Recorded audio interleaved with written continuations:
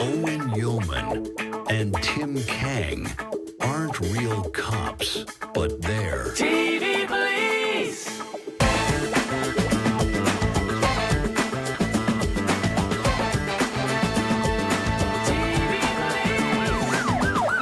the TV Police. Crystal Watanabe! I'll be honest with you, one of the harder ones to fix. But I had a slightly sleepless night last night thinking, how am I going to fit all of those syllables? It's such a pleasure to have you, Crystal. Obviously, it feels strange being on this side now because you're our guest. Crystal was kind enough to send us some gifts. Now, it is rattling. I just want... What? Oh, no, it's rattling. Oh, that's not good. It's not? Oh. As long as it's not ticking, we're good. There we go. But what a treat that is. I will say this, Crystal. In the entire time that we've done the TV Police, Tim Kang has given me no gifts. That instantly propels you into top of favourite guest lists. Yeah. So thank you. Wait a second. I feel like we have an interlude coming. Oh, come on now. What? Wow. Crystal, you should feel very special. It's not often that we see the super big quench. Our wonderful esteemed guest, Crystal Watanabe, producer, editor, media goddess, podcaster extraordinaire. Crystal is a dear friend both of The Mentalist, of ourselves, and the TV Police. She is something of a super fan, not just of our show, but of many shows, and you may have already had the good fortune to have joined her wonderful Reddit threads and many of the watch-along things that she has done, and she has been an enormous supporter of the TV Police. So thank you so much, Crystal. It's an honor and a pleasure to have you here. Flame Red. Well, yeah, I know you guys are all excited. We've waited 8 episodes, and finally, the arson episode is here. I know what you're thinking. That's what I was thinking. That's exactly what I was thinking. 8 long episodes just to be able to get to the real meat on the bone of the show. 2 years with the San Diego Arson Department. I think I can tell. Oh yeah. I had a question. The amount of confidence that Rigsby came with. Oh, after 2 years of, I mean, he sounded like he had 15 years of experience. But a glorified internship, basically. I have to ask you a question because he shows them the door and he's like, the lock is on the outside. But it's like, are there any sheds where the lock is on the inside?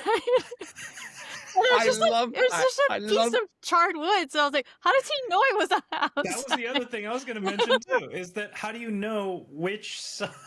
It's just a small piece with the lock on it, right? Well, first, let's just address the elephant in the room that you've so brilliantly picked up on, Crystal, which is the fact that this is a wooden barn, like caked in accelerant, rocket fuel no less, and the only bit of wood that survives is the perfect bit of wood that happens to be around the door lock, so that I can pick it up and go. I can say definitively that is consistent with murder and murder. Yeah, a lot going on in this episode. Crystal, did you have a word for this episode? Yeah, I was kind of disappointed. I went off center. I wanted to be more centered, but it's. Oh no, you did very well. And venture to say you have some of the nicest handwriting that we featured on the show to date. So vengeance. Crystal's word was vengeance. Shall I do mine? Yeah. Hide. Okay. Owen's word was hide, and so. Obviously, I've got 4 words. Can I do 4 words? Of course you have. Yes, of course you have. You gotta put one on each card, though, and then you're gonna have to hold up each card. Of you doing words. I know. Remember when we discussed this bit, Tim, and we called it the one-word remembrance? I do remember, and that's why I'm bringing it up. Okay, so my main word, excuse me. Specialist. Mm-hmm. Yes. Secondary word. Unlearn. Unlearn. And last word, I didn't even bother. Dad jokes. Oh, so season 1, episode 9, Flame Red, directed by Charles Beeson. I have to give an honourable shout out to a wonderful man who brought so much to The Mentalist and sadly passed away a number of years ago. This has been the only difficult side of doing the TV Police, is acknowledging and recognizing those people who passed from the crew and from the directors and producers. Charles was an enormous part of our early journey in The Mentalist, wasn't he, Tim? And such a kind heart. Yeah. Just giving and super creative and just always there. Yeah. When a local police detective is gruesomely burned to death, suspicion immediately falls on his colleagues from the National Guard, but it's Patrick Jane who actually reveals that the true suspect in this episode is someone that we least suspect. I did that entirely from memory. I didn't even try and read I know it. you did. Yeah. Just like I do every week. time I do. Every week. It is a really, really interesting episode for me, personally, obviously, because there's an awful lot going on for Rigsby in this episode. I remember vividly receiving this episode, and so we've definitely got a doubling down on all of the themes that we've seen to date.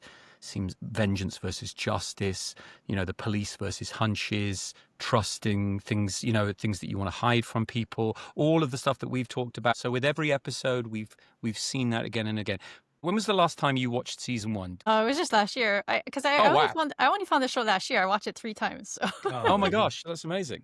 So talk a little bit about where your love of the show came from and what it was that you responded to in the show, and give the listeners at home just a sort of just a better sense of what it is that you do, and how we had met and worked together previously as well on your podcast. Tell us everything. Everything. Well, I mean, I had seen the thumbnail for The Mentalist on Hulu for a while. It's like a yellow brick wall with like someone who doesn't really actually look like Patrick Jane. So I was like, what is this show? And I clicked on it, and the pilot just really grabbed me. I loved the way that the pilot had interlaced different storylines, and I liked the Red John main storyline. I liked all the side characters and everything, and Jane was really interesting. So. But yeah, I watched it, I think in 3 weeks. Wow. That's quite an intense sitting. How many episodes a day would that be over 3 weeks? Well, okay, so I work at home and I'm my own boss, so I could just do whatever I wanted. Sure. So that's not a good thing sometimes. Especially when you got 7 seasons to get through. I know, but yeah, I went through it really fast, and then after that, I just felt I see people say this all the time on the subreddit. They'll finish it, and then they'll come on the subreddit and they'll be like, I feel empty now. What do I do? I want to keep these people in my life. So, we all tell them, just start it over again. Yeah. And so that's what people do. People rewatch the show over and over and over. I think there was a period of 6 months last year where I just watched The Mentalist every day. I love that. I think you're right about the comfort food element of it. It's something that people have consistently talked to us about, is the fact that there is a comfort in resolution. And I think that every week what we bring is, and no more than in this episode, there was a touch of the Scooby-Doo in this one. Let's be honest, but I mean that in the best possible way. I mean, whether it's the mask in the barn or, the redirect and I love the mask in the barn that Patrick Jane got from the Warner Brothers prosthetics department. You know what I mean? It was pretty gross. Yeah, and where is he going to get that? Warner Brothers. He went to Warner Brothers. Wow. Yeah. That's interesting. How did you feel? Did you think that was a convincing mask? Yeah, I mean, I thought so. It was a burn mask. Yeah. Because the funny thing was, and probably because I know it, but I could hear Simon's voice when he was masking it. I think a viewer might not be able to pick that up because Simon did a good job. Sure. Yeah. So I recall, Crystal, knowing ahead of time if that was Jane or not? No. And even when I rewatched it to prep for this, I tried listening to see if I could tell it was him, and I couldn't really tell it was him. So that's interesting to hear that it was him. So. Yeah. I like to hear that because obviously, like Tim, I was very aware that it was Simon. But I think also what got me thinking was, if Ben Machado has been friends with this guy and served in the National Guard with him for a long time, don't you feel like the voice might be an issue? I guess the excuse there could be, well, the voice might have changed because if you've known someone very well, you've served with them for 20 or 30 years, and then they're like, burn. You're like, that's not how he sounds. That's not how my buddy sounds. Yeah, he got burnt. Sure. Presumably he had breathed in burnt up. Yeah. Okay. You're the arson Okay, expert. all right. So clearly, I'm the only one who was thinking about that. Remember, Owen is the king of let's Ruining. ruin all the movie magic. So we're gonna I do that stay too. right on that one. Yeah. I did it. There was some phenomenal performances in this week's episode, and the Tommy character. I thought that character was absolutely fascinating. When the actor who came in and played Tommy brought it, my goodness, that was a really, really fabulous performance. Fred, what do you recall about that, Tim?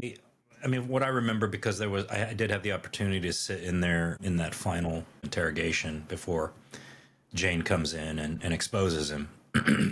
I do remember being enthralled by the Tommy performance. And when he made the switch, I was pretty blown away by what Fred was bringing. Yeah, he was wonderful. And like you say, the way he eased out of it was a sort of, he went from the soda moment, and then there was a sort of, how's that soda coming on? Yeah. And you're like, oh, wait a second. Hold on. A little like hint of it. But, we've talked a lot about redirects. This show is like a psychic, I guess. I've realized that the show itself has a character, and that character is akin to Patrick Jane in the sense that there's an awful lot of misdirection. And I guess you could say that the sort of the psychic MO is actually quite similar to the storyteller's MO. You've got the setup, you've got the effect, and then you've got the aftermath. So I think also as an actor, you end up specializing in what I call short-term retention, because especially on a show like this, and the volume, it's a machine, and you are the sheer volume of words and storylines that you sort of. One of the first questions people always ask is, how'd you learn the lines? Yeah. And I'm like, learning the lines is the easy bit. Right. Being any good, that's the difficult bit.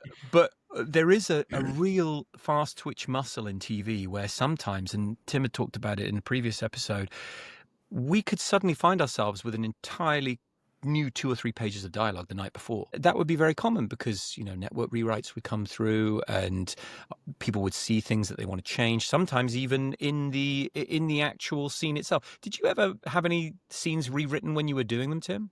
Yeah, I do remember a few scenes being rewritten, only in the sense that, like, maybe a name didn't get cleared in time, so we would have to rewrite something at the last minute.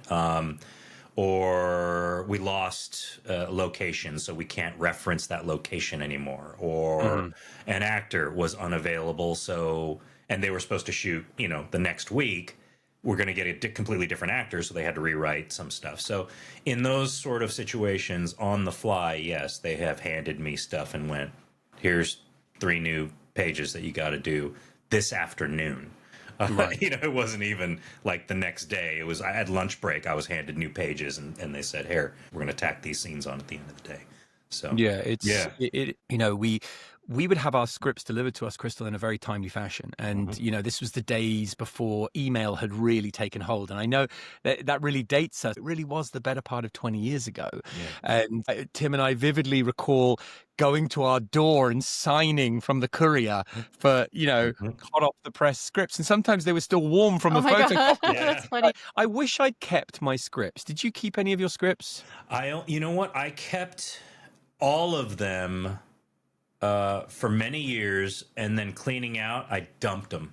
Oh man, I would have taken them. And we don't have digital. We don't have digital copies of those, did we? Were they all just hard copies? The only script that I did keep was the pilot.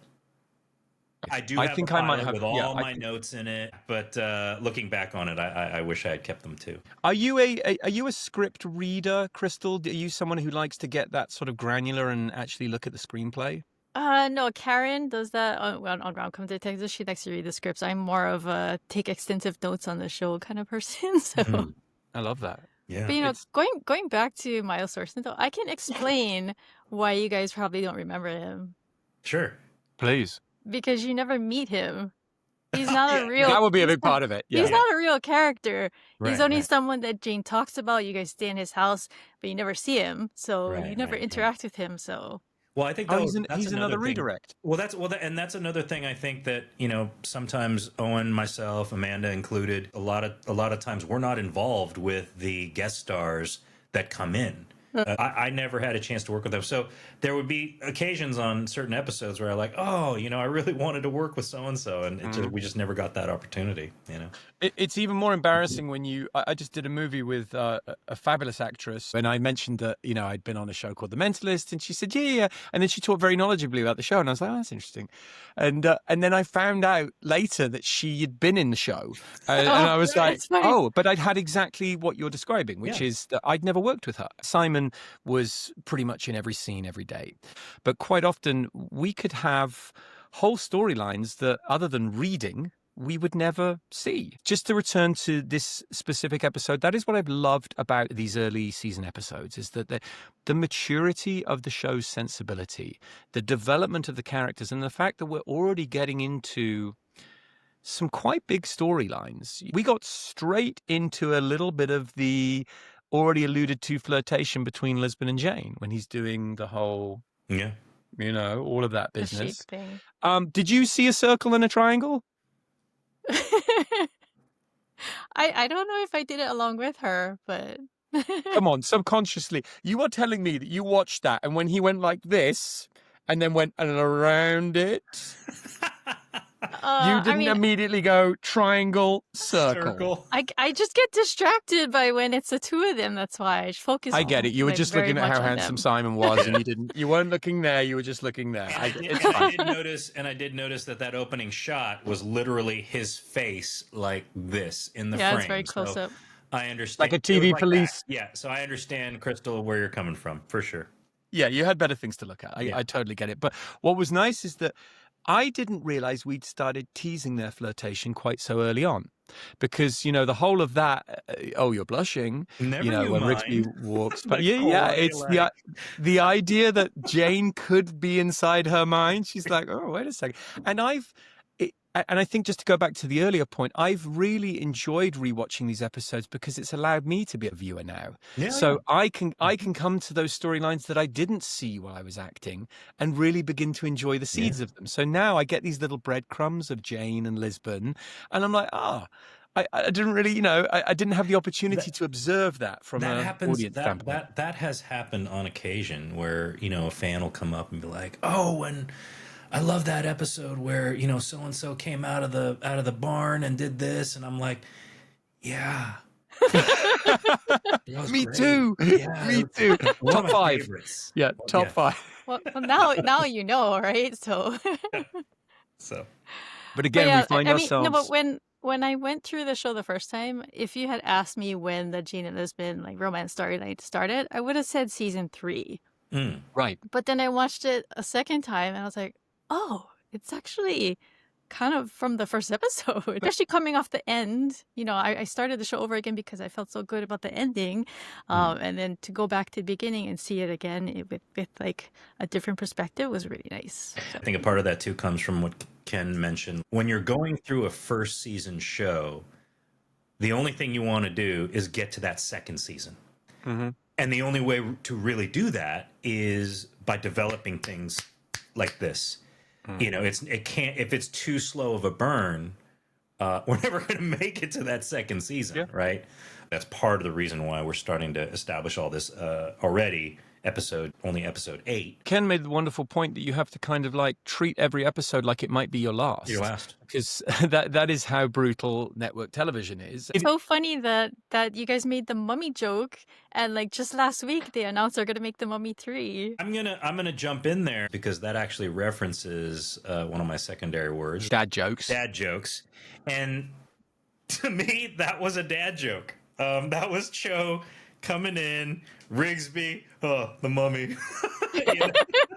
Just the delay in his comprehension. As serious, but that's the extent of his joke, is a dad joke, So, but I loved it because you threw it away. And I think in typical Cho style, there's 2 ways to serve that joke. You either go way over the top with it, or you just throw it away. And of course, because it's Cho, it's completely deadpan. That and the King Tut. You want to play nurse to King Tut. I was going to bring that up next. In fact, credit to, was it Owen Mahoney who wrote this episode? No, this is Ashley's episode. Ashley, there you go. So that makes it. Ashley was a fabulous writer. It had some absolute zingers, this episode. Some really, really great Choments. There were also some rigments, plenty of rigments, and not the least of which was it was murder. It was murder. Yeah. Murder. And I'm sorry. Your friend, it was amazing. He just Rigsby deadpan goes, it was murder. It was murder. And I'm sorry, your friend's been murdered. And I'm sorry.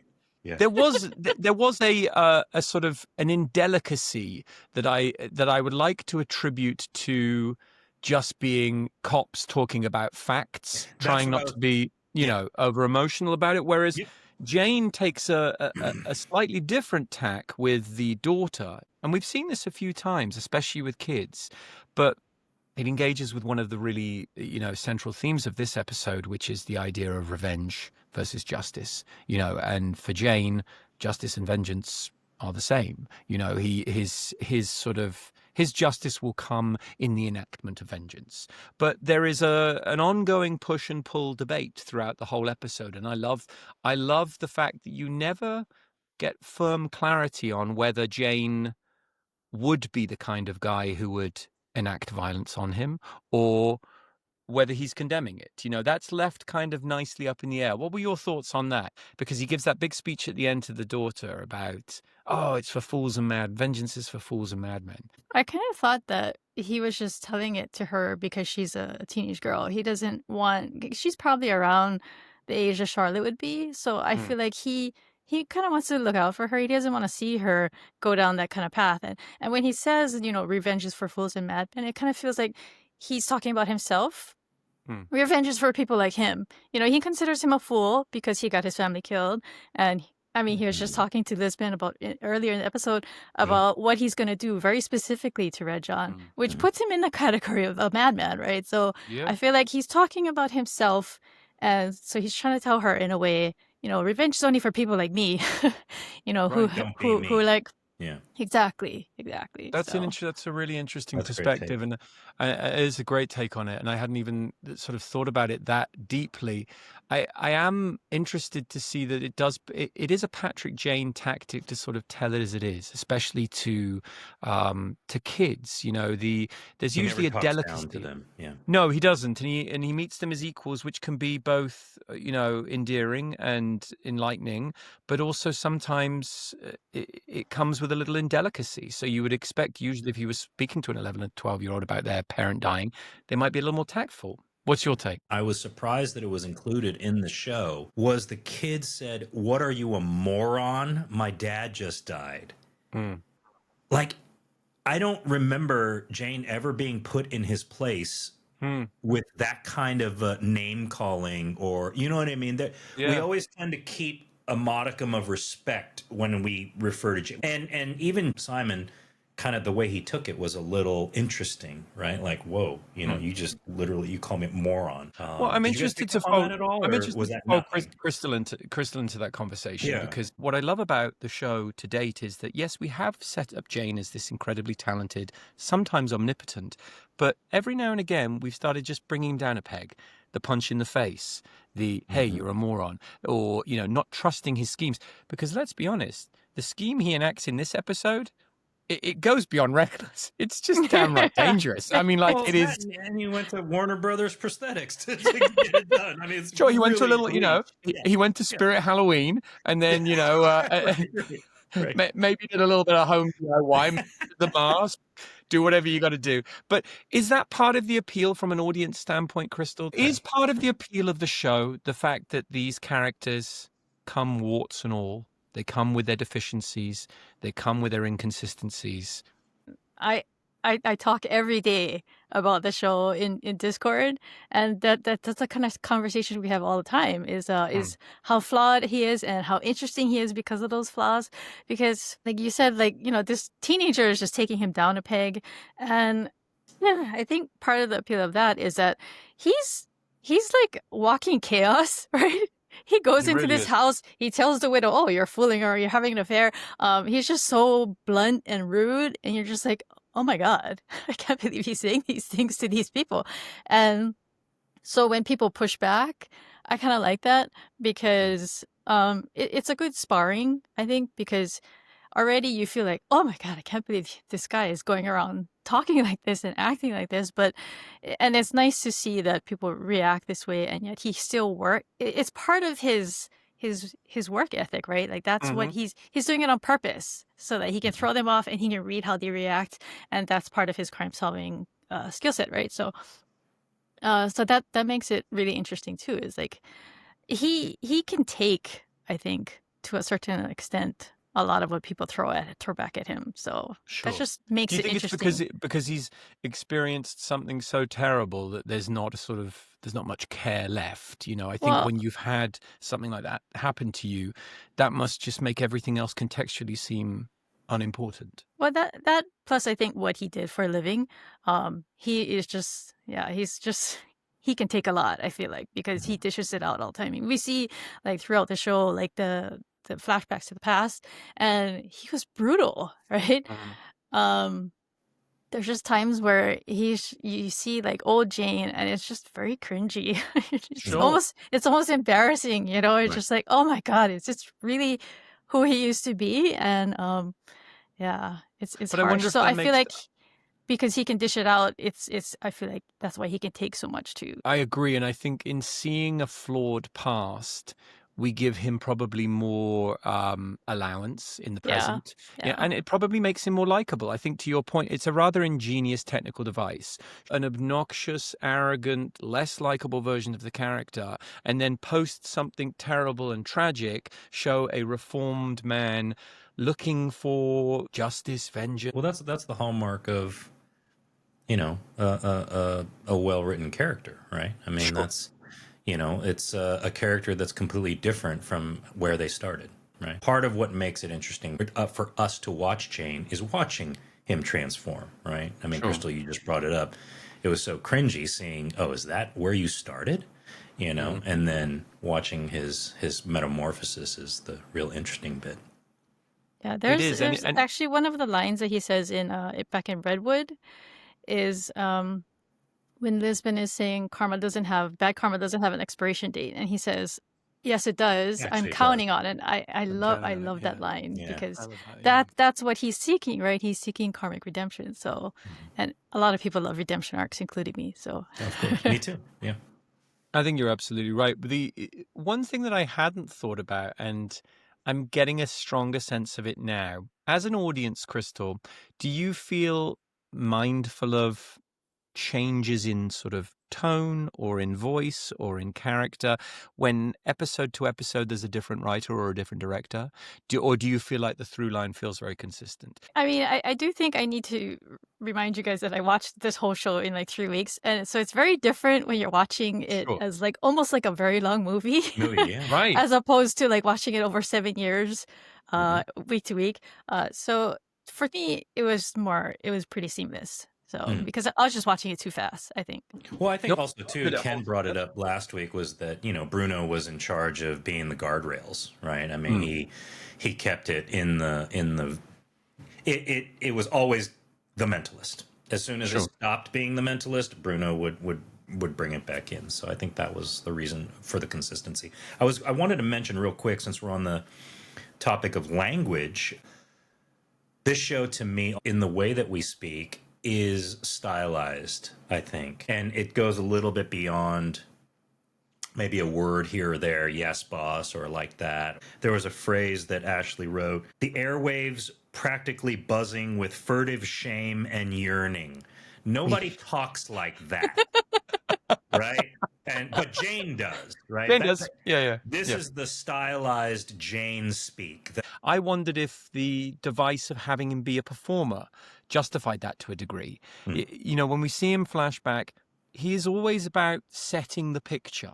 So again, if you are pressing someone, and that's Jane's version of an interrogation when he's talking to Mrs. Garcia, what he's actually doing is just sort of pushing and testing, and like a performer does. So, you know, the language becomes elaborated. He's setting a scene, he's telling a story, he's bringing, that's to me how I kind of justified that. There's a showmanship to it. You're a guy on stage, you're telling a story. I mean, you know? this was an example I brought up to when he was performing, right, for Mrs. Garcia, confronting her, right. But furtive shame and yearning style is in like regular talk too. We'll hear that in the CBI.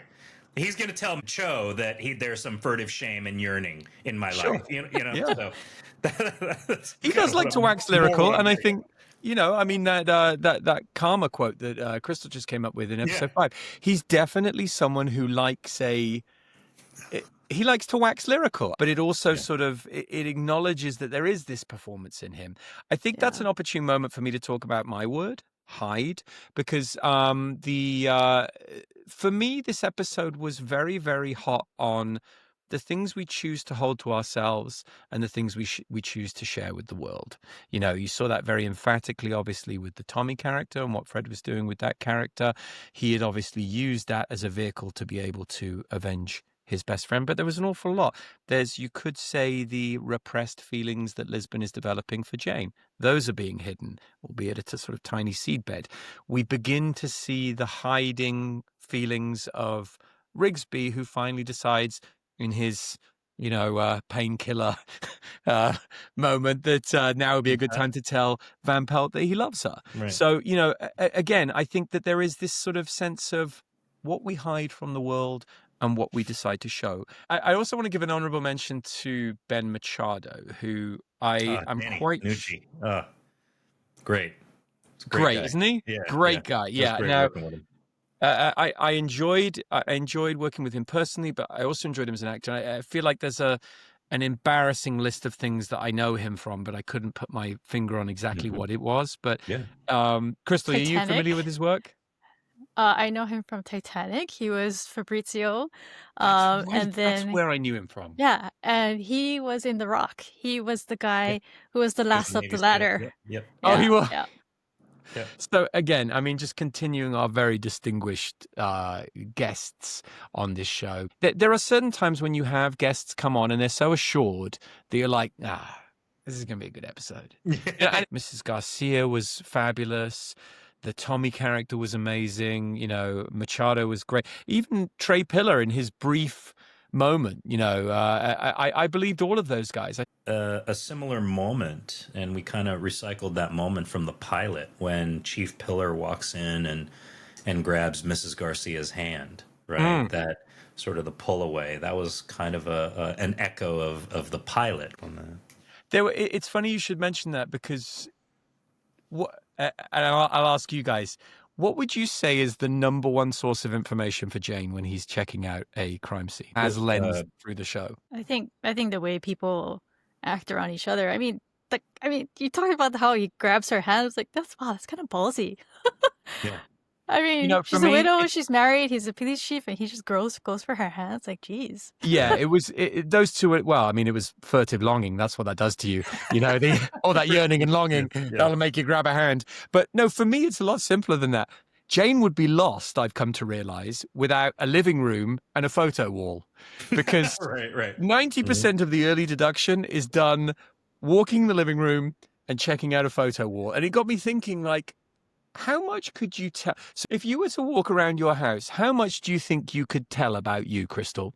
Like, how much would your house give away who you were?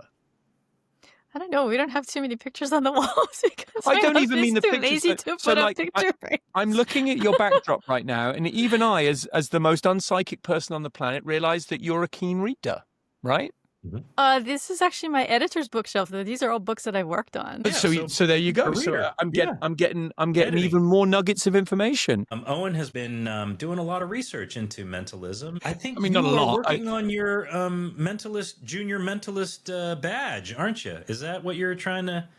My cadet, psychic cadet. Yeah. You're going to be a mentalist by the end of this, I feel. Yeah, I've been looking for night classes, like little sort of, oh my God. After school. I checked out LinkedIn to see if I could get like a casual evening class or a distance learning MBA in psychic. Yeah. One moment that made me laugh out loud was, first of all, Cho and Rigsby with their harebrained scheme to go off the reservation and do some investigating on their own. Okay, I appreciate that. But the moment that made me laugh out loud was when Cho pulled that guy's hair. He's like, "Oh, sorry, sir." Yeah, that moment, I didn't even remember doing that, and I saw it, and I burst I was out gonna ask laughing. you. I was gonna ask you how many times you pulled his hair. Yeah, do you remember, Owen? I remember that day vividly. So we had at Warner Brothers, we had our main studio lot, and then there was an adjacent lot that was mainly sort of residential homes. Do you remember that? It was a crossover on one of the other streets nearby. So you'd have like the kind of two-dimensional. Some of the houses were, fully furnished. Other houses would you'd open the door and be like, "Oh, there's nothing in here." But they had a gas station there that I think was the actual gas station for crew trucks and stuff, right? And that was where we were using it. And I remember going down. The guy who played that guy was great, but that hair pull moment was a really vivid remembrance for me. I do and it's funny because watching it back again, it was just beautiful in its underplay. The timing was great, though. Right? Yeah. Like. Well, I engaged him in conversation, and then you took the moment to, yeah, that's fine. And what I love is the fact that there was no more questioning than that. That was it. That was all we needed. Like, yeah, toupees and wigs these days. My understanding is they're pretty strong, right? And that they're the adhesive for them would be probably quite painful if you were pulling it. And as two people with Lego hair. Tim and I often joke, Crystal, that we have hair that is like a Lego character because we put it on in the morning. And then it just stays there. Like we never need when they were like hair touch-ups. Okay, two characters who would never have hair touch-ups, Rigsby and Cho. Okay, wait. You make that noise? I thought you guys were adding that in. Oh no, that's a real noise. Yeah. Owen is an expert at this. We don't Note need to self: add that as special skill on resume. Cork popping noise. That's amazing. There we go. Great. That should be booking me a couple jobs. Clean. Everybody quiet. One more time, clean, ready, and action.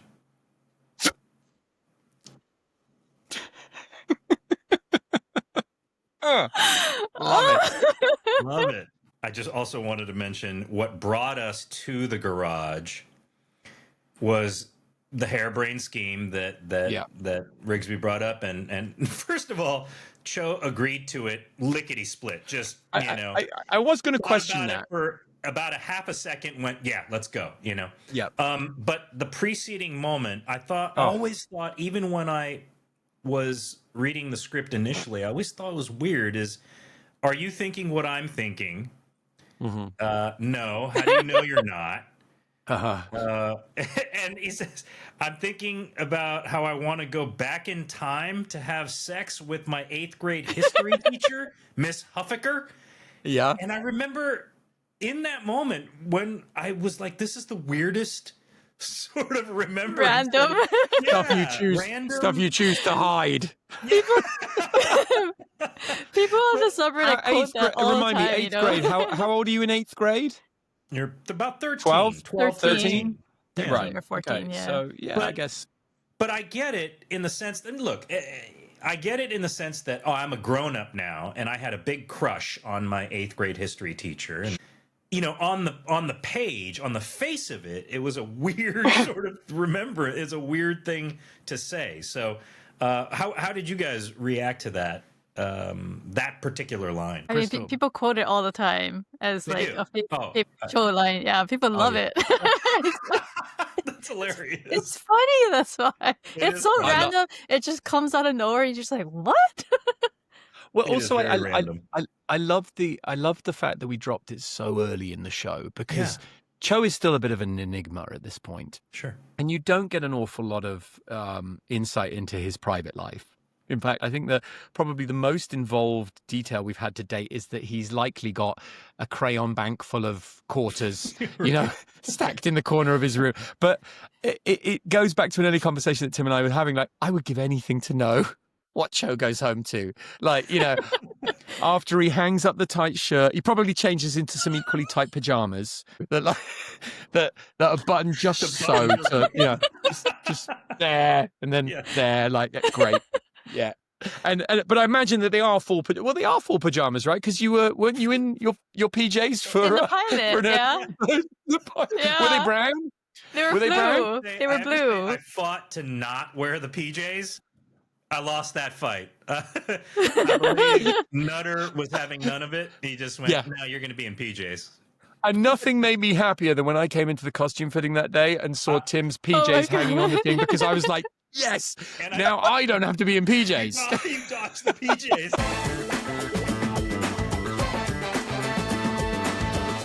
The reason I guess I remembered early beats from this episode was the fact that some of the moments from this episode had ended up in our blooper reel. Do you remember that? Yeah, I was so going to reference that, yes. So the blooper reel has numerous takes of poor Robin struggling with, and so what if the goat gets killed? Or The tethered goat part. and what if the tethered goats get? No, what is it? I don't even remember what the actual line is, but it's one of those. It's one of those lines where I remember it being. This episode was hard for her because she also was having problems with when Rigsby was laid up when she walked in. That's right. Yeah, I think the line went something like. They changed the line because in the blooper she couldn't say date rape drug. That was in the bloopers. She couldn't get date rape drug out, and so they changed it to tranquilizers in his system. Which is not an awful lot easier, let's be honest. Yeah. Is that's right up there with Cara Palmer's car alarm. Oh my God. But what was the first moment that you were talking about? Oh, I don't even remember now. Oh, the tethered goat. So what? Yes. So what if the tethered goat gets killed? And so what if the goat gets killed? Yeah. It's so weird because I just watched Jurassic Park this past weekend. Yeah. So I watched Jurassic Park and then I watched Flame Red. I was like, oh my God, that's a Jurassic Park reference. Some very interesting bandaging going on from our dear friend Amanda Rigetti. I didn't notice this until I remember it on the day. I remember she was having a really hard time with the continuity of wrapping my arm. So I noticed on camera how difficult it was to keep the wrapping of my arm consistent. And this would be something that only I would have noticed. But like, if you go back and watch that scene, there are so many shots of her doing the same, like, final wrap around, and I'm like, you got it, it's wrapped, But it does make me laugh because this was Rigsby's big hero moment, right? And this is the moment where I guess in the sort of, the mythology of the show, what we're supposed to feel is that he's gone and done something unremittingly heroic, and that's just allowed Van Pelt to finally go, maybe I do like him. But I love the fact that my heroic moment, and I didn't realize, I don't think until I rewatched it, how faintly ridiculous it was. I run into a house that's on fire to save Chief Pillar, who apparently is burnt so badly that his face just peeled off. That was, I think, what you or I said, right? That was a really gross line. Yeah. And I presumably I grab him, jump out of the window, and the only thing that's on fire of me is my forearm, right. Which just conveniently obscures me from the camera. And I'm like, I get it. You can't set me on fire, but like, was it me or did that seem a little bit anticlimactic? It looked to me. It looked like I could have gone. I liked it. like just literally, I'm good. We're all good. I was focused on your face, and you looked really exhausted. So thank you, Crystal. I appreciate it. I do. And to piggyback on that moment, that's gonna bring me to my other second word, which is unlearn. Unlearn. Yeah, I'm keen to know what that means. I remember having conversations with Charles Beeson about certain moments in this episode where I would have to unlearn a few drama school lessons for the sake of camera. Right. One of those lessons that I unlearned was I thought it was so strange. You leap out of the window with Pillar, your arm's on fire, and the only person that goes to help you is Van Pelt. Yes. And I remember the first few takes running towards you. I think Robin came in as well, and we all kind of crowded around you, but it wasn't good for camera. Right. And so Beeson would say, hey, just lay back, this moment is about Van Pelt and Rigsby, and, let them have this. Of course, let them have this moment, but it's not real. Of course I would be by your side. I would be there to assist Van Pelt if there was anything, we needed to do, right? But for the sake of camera, you see me and in the background just kind of going, does Van Pelt, she got everything? Yeah. Oh, Van Pelt's got it. Spot, Van Pelt, yeah, you missed the spot right there. Good. Van Pelt. So there you go. Yeah. And it was that moment, and then another moment. I feel like it was the end when Rigsby and Cho walk up to the burning barn. Right. We have to react to the heat coming from the barn, and in order for us to really feel the heat, I remember Owen and I needed to be a little bit closer to the barn.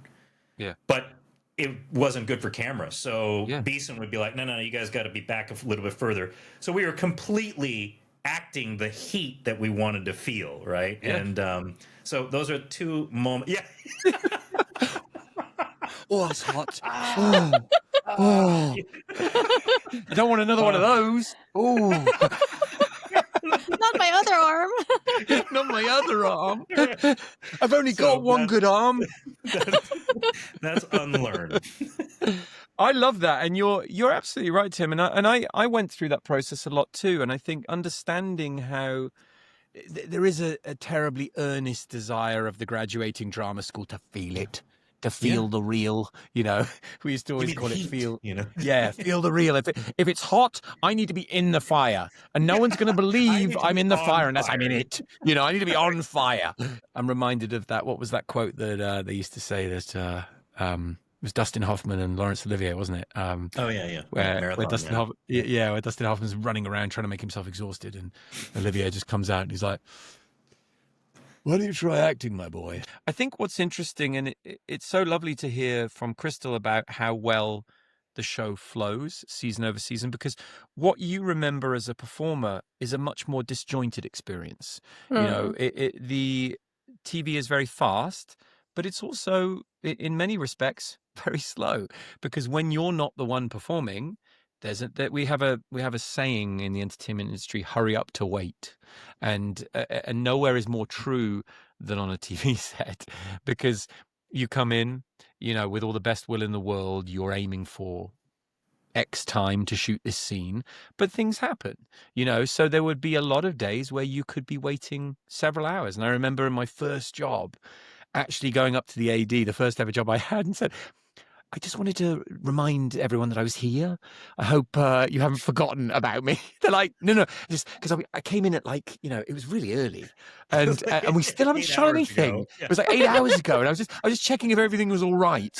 And then and they're like, no, welcome to being on a film set. Yeah, we're 9 hours behind, and we've shoot before we even get anywhere near you. So thank you for bothering us. I actually wanted to tell you guys, I had forgotten until recently that I actually have a little bit of TV police experience. Oh, okay. Do you really? Let's hear your TV police experience. I was a background cop on Hawaii Five-0. I loved your work in that. Oh my God, you were amazing. Brilliant. I got to wear the HPD uniform and everything. I even had a name tag. I was Officer Kajikawa. Nice. Officer Kajikawa. I know exactly what you mean, because, as an extra, you sit around basically all day. All day, yeah. You shot at Diamond Head, right? That was... No, this was down on Ala Moana Boulevard. It was at a bank or something. Okay. Yeah. But it is funny. I remember vividly bringing guests and friends to set, and they'd be so excited for take one. Oh, it's amazing. Take 15. They were like, and you guys do this all day? Yeah. Oh yeah. We haven't even turned around yet. Can I go to craft service? I'm getting a little peckish. Have we done all of our words? Nope. I have one more word. Because I know you have 17 words. This is just a ploy to get more time, right? Yeah. But today I have this many words. Right. Sit tight, guys. It's going to be a minute. We only just started. We're an hour and 40 in, but we're only just beginning. My 47th word is Specialist. Specialist. That's obvious. Arson specialist. That was the first real introduction to Rigsby's speciality. We've already worked on Cho and Van Pelt. Were those specialties? Did you take any notice of them? Because arson to me is a little. It's special. I mean, everybody like that I talk to, they all know like what all the side character specialties are. So it adds depth to characters other than just personality. To have experience in a certain area. I think the interrogation makes sense because we saw that the no nonsense approach of Cho in the interrogation room was just gold. So that easily led to that. I think Van Pelt was probably, or rather Amanda was, I think as she discussed, the unfortunate victim of deciding to use a computer during Nutter's episode. Right. They'd be like, she's the computer expert. Yeah. Yeah. No, I'm not. No. Yes, you are. You are now. Yeah. So, but I don't know. Had we referenced the arson thing with it's like when I think of Rigsby and I think of someone that I would want around fire or containing fire or investigating fire, those would not be the two things that I would put together, right? That's why I asked the question. There's a weird logic when you think about it, all right? Because we've talked about how the fact that Rigsby is an overgrown boy in many ways, and so maybe there's an element of the fire, like. It's such an obvious thing to want to go. It's like, right, I'm going to save lives as a cop, and then I'm going to do something fire. Yeah, I want to do that. Listen, 18.3 million people found it compelling. Does hearing about numbers like that as you go, does that make you nervous or more excited or what? What's your take, Tim? It always made me more excited. It didn't make me nervous really at all because, it was too late to feel any nervous. I mean, it's out there in the world, I never got any more nervous because we had already proven ourselves to a degree. And obviously what we were doing something right. So all we need to do is keep doing that thing. Yeah, that's how I took it. Owen, how about you? Tim was always way more level-headed about this stuff than me. I think I was probably a little bit more emotional. I'll say this: it was always more nerve-wracking to get terrible numbers. So when you get good ratings, that's less cause for nerves. It brings a different pressure, I think, but I wouldn't say that manifests itself as nervousness. As Tim says, it's after the fact, so you can't really control that. Tim and I had talked about, what would The Mentalist look like today if we brought The Mentalist back? Yeah. It would have to have a different sensibility, for sure. And I think also it raises questions of pacing, and I feel like today's audiences are probably a lot less patient. Our show, you had to wait. You had to wait week over week. Not you, Crystal, because you are going to knock it out in 2 weeks. Crystal didn't wait. No, I can watch. I can watch Netflix seasons in a day. Yes. I'm trying to do the math. 152 episodes, 3 weeks. That's 21 days. Don't try to do the math. I like to knit, so I like to multitask. So I knit and I watch TV at the same time. And then, I mean, I had told Tim I don't sleep very much. I don't need a lot of sleep, so I get extra hours every week just because of that. I am opening up my horizons to new challenges, and maybe in tandem with my psychic night school, I could have Zoom classes in knitting from you, Crystal. How do you feel about that? I am up for it. I will do anything with knitting. So amazing. I feel like I spent 6 months knitting a Patrick Jane blanket. So did you really? Can we see it? Yeah. Actually, wait, hang on. Yeah. Oh wow, that is legit. Oh, that's real. Oh, it looks nice too. This was really complicated to do. I want that. That looks so comfortable. Crystal. I'll send you guys a picture. Wow. But basically, I remember it from the that was from the mid sort of seasons, wasn't it? Right. Yeah. Amazing. Wow. This is what I'm gonna do, Crystal. I'm gonna set myself an on-air challenge now. Okay. I am going to, with your tutelage, I'm gonna knit a mentalist blanket. Have I bitten off more than I can chew? Yes. Is it super advanced? Do it. Yes. I'm gonna do this, guys. For real. Do it. Okay. I'm going to do this. I'm just trying to think of the timeline that I'm going to give myself. How Maybe long you did it should. take you? Maybe you should do a mentalist scarf. I was gonna say your blanket. Scale is it down. This big. Scale it down a bit. Scale it down. Yeah. How long did that take you to knit? Oh, it took me 6 months. 6 months. Okay, so Yeah. to a non-expert knitter, a quick study, mind you. How long do you think that would take me? A napkin. Thanks for the faith. Thanks for the trust in me. Yeah, a small TV police card-sized embroidered. I'll start that. You know what I'm going to do? I'm going to try and I'll make a small little TV police logo embroidery. Yeah. Maybe a little crochet or something. I don't know. But like, just watch. Can't Just wait. by the end of season that will one. be my next project now. By the end of season one, I am going to be, and I'm going to credit Crystal with all of it because I'm literally going to be on Zoom with her every night. What I'm going to do is I'm going to give it away at the end to some lucky fan. So if that isn't a tease. Cannot wait. Like I'm. Oh, believe me, you now, can. And Yeah. I'm so eager. It's all podcast research because there's a knitting episode in The Mentalist, so you're preparing for that. Oh, There honestly, you go. I'm literally crying. As Crystal is a beloved friend of the show and super fan, I thought it would be interesting for her, given that Crystal knows the show so much better than us, come up with a question that is Mentalist related that only the truest of Mentalist fans could possibly get right. Whoever gets that right, I will extend some complimentary merchandise from the TV Police merch store. I have like something on Rom-Com Detectives that I do called the Okay. Memory Palace Quiz that I do to Oh, my I love that. co-hosts. I also host speed quizzes on the Mentalist Bullpen Discord server. So Then you are 100% the right person to talk about it. yeah, I got one. Okay. What kind of parade was the victim preparing for on the night he died?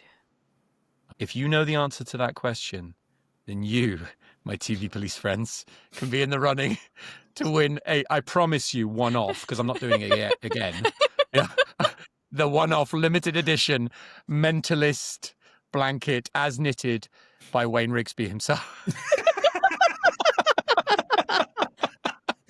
I feel like this would be a great opportunity to open our gift. Yeah, Is okay. this a yes, good opportunity yes, to do definitely. that? Yes, let's do that. This is the amazing gift that Crystal sent us. Should we open it now? Or? I have to say, my 4-year-old saw this and literally started, because she can't see a present without obviously tearing it immediately open. assuming it's for her. But the funniest thing about this is that I said to her, oh no, honey, Daddy has to open this on the TV Police. And she said, the TV Police with Tin Can? I went, it's not Yeah. Tin Can, That's Tim your Kang, name from now. you know? No, that's So from now on, I'm just going to be referring to it as the TV Police with Owain Yeoman and Tin Can. I'm changing my name to That would make Tin her Can. so happy, mate. If you could do that, that would be Love it. great. You'd make a 4-year-old so happy. Hmm. Does yours sound like that? Don't keep shaking it. Sorry. Don't keep shaking it. Oh, all right. Okay. Here we go. So I'm just going to dive in here with all the Yeah. grace of an arson expert. There we are. I'm giving you the ASMR experience. So there should I put like a Front. little note on it, Wow. yeah, front and Oh, up. and up. Better turn it up. Okay. Hopefully it didn't So- get damaged. If not, you can just look at Tim's. I'm a little ahead of Tim. Oh my goodness, I'm so excited by this. I'm not going to open it until Front. Tim does. Okay, so front. This might be the greatest gift that anyone's ever given me. I'm not even joking. Ready? Okay. Wait there. Let me. You wanna hold it up to the. Oh, wait. Can I just do a little correction? Because one of mine has like fallen over and I want to show it in all its glory because it's just. Oh, you opened it already? He knows what it Oh, is, sorry. but you Didn't know you open? You didn't open yours? No, I just have the box. Oh, sorry. Look at it. Look at the kid at Christmas who's like, I've already opened it. You're just like I'm me. done. Yeah. It's Okay. Well, that was amazing, Crystal. Thank you. all right. Here we Okay. go. You tell me when he you've can opened do the it. All right. unboxing. Okay. Oh. Ready? Yeah. 3, 2, 1. That is just Yours needs fixing too. amazing. I mean, That. oh, Crystal, kidding you me? have There. I have one outdone too. yourself. Oh, this is just, I'm not even joking, just one of the nicest, most considerate, and thoughtful, beautiful things. Thank you, Crystal. This I don't know if you noticed, but the Cho one is shorter than the Rigsby one. Oh, we noticed. I mean, I wasn't going to reference it. I wasn't going to reference that, but Yeah. Because when I was ordering them, I started laughing because there's a drop down for the legs, and you can order short legs. the little stubby legs. You got yeah, perfect. But the big gulp as well. I don't know if you can see that. Look at the detail on that, and the fact that my tongue hanging out of my mouth. Yeah. I mean, I'm literally like fire. Phenomenal! Wow. If you would be so kind for the people at home, give them a more expanded version of what you do, because we met because I was lucky enough to come on Rom-Com Detectives, your podcast. Give the listeners at home and the viewers just some sort of insight into the work that you do, because it's fascinating. So like I said, I found the show last year. I watched it a lot, and I've been on Reddit for 16 years, as long as The Mentalist is that's the same age as The Mentalist. But so when I finished, I went looking for other fans, and I found the Reddit community, but it was kind of inactive. There were no like moderators that were really doing anything, and so there's this thing where if it's inactive, you can take it over. So I managed to do that finally, and I took it over, I think, September of last year. And at the time, there were like 24,000 members in that community, and as of now, I think it's close to 39,000. So it's actually growing pretty nicely, and so a lot of that is to do with the fact that I did the AMAs. That's Ask Me Anything, and you guys were kind enough to come on and do that. But everybody was so excited about that, so thank you again for doing that. Likewise, as were we. It was it was a real treat to be able. We love the opportunity, and this was where the TV police came from too. We love the opportunity to be able to, in whatever way we can, interface with and give back to those fans who've been there for us for the better part of 20 years. That's extraordinary.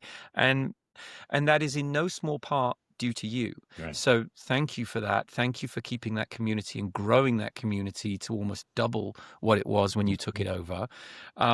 What is the most rewarding thing about what you do? I mean, I consider myself somewhat like a professional fan.